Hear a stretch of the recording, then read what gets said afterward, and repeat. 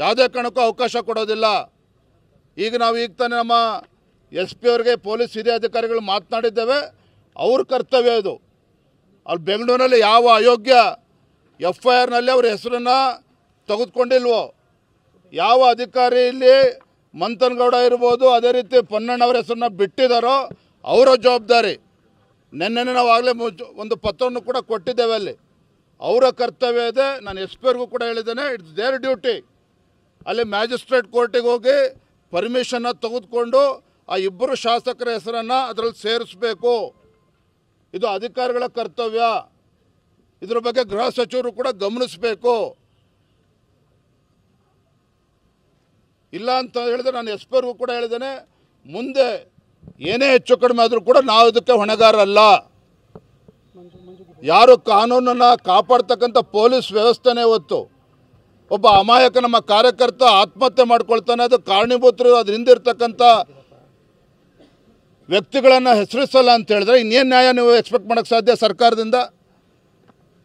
ಹಾಗಾಗಿ ನಾನು ಮಾನ್ಯ ಮುಖ್ಯಮಂತ್ರಿಗಳಿಗೆ, ಗೃಹ ಸಚಿವರಿಗೆ ಆಗ್ರಹ ಮಾಡ್ತೇನೆ, ಈ ಒಂದು ಘಟನೆಯನ್ನು ಹಗುರವಾಗಿ ತೆಗೆದುಕೊಳ್ಬೇಡಿ.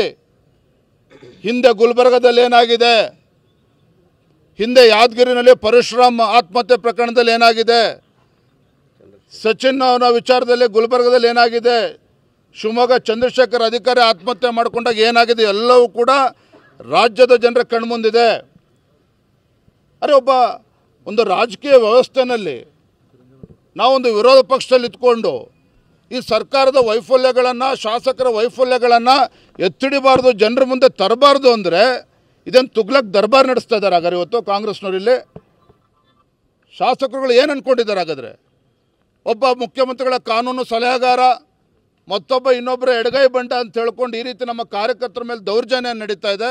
ಇದನ್ನು ಯಾವುದೇ ಕಾರಣಕ್ಕೂ ನೋಡ್ಕೊಂಡು ಕಣ್ಮುಚ್ಕೊಂಡು ಕೂರ್ತಕ್ಕಂಥ ಪ್ರಶ್ನೆನೇ ಇಲ್ಲ.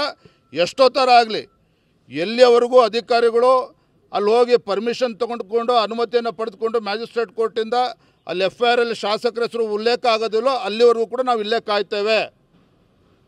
ಅದಾಗಲಿಲ್ಲ ಅಂತ ಹೇಳಿದ್ರೆ ಮುಂದೆ ಏನಾಗ್ತದೆ ಅವರೇ ಹೊಣೆಗಾರರು, ನಾವು ಜವಾಬ್ದಾರಿ ಅಲ್ಲ, ಅದಕ್ಕೆ ನಾವು ಜವಾಬ್ದಾರಿ ಅಲ್ಲ.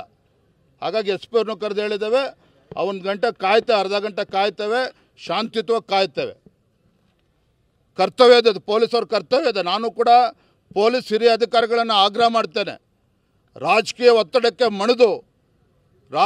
ಒತ್ತಡಕ್ಕೆ ಮಣಿದು ಈ ರೀತಿ ಅವ್ಯವಸ್ಥೆಗೆ ಇವತ್ತು ಕಾನೂನು ಸುವ್ಯವಸ್ಥೆ ಹಾಳು ಮಾಡೋದಕ್ಕೆ ನೀವು ಅವಕಾಶ ಕೊಡಬೇಡಿ.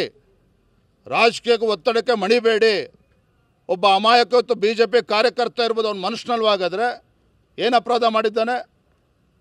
ಹಾಗಾಗಿ ನಾವು ಶಾಂತಿಯುತವಾಗಿ ಕಾಯ್ತೇವೆ. ಪೊಲೀಸರು ಯಾವ ನಿಟ್ಟಿನಲ್ಲಿ ಕ್ರಮನ ಕೈಗೊಳ್ತಾರೋ ನಾವು ಕಾಯ್ತೇವೆ ಇಲ್ಲೇನೆ.